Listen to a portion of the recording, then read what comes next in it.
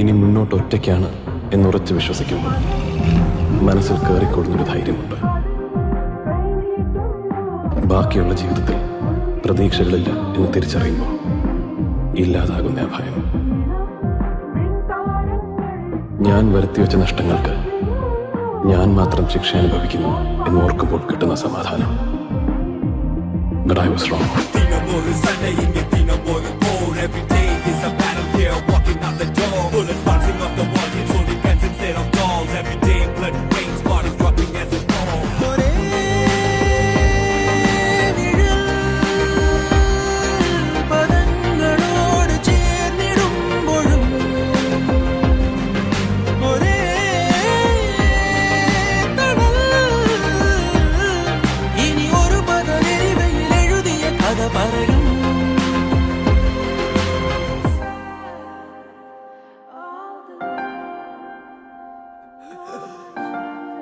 ഈ കഥയുടെ തുടക്കം ഇവിടെയാണ്.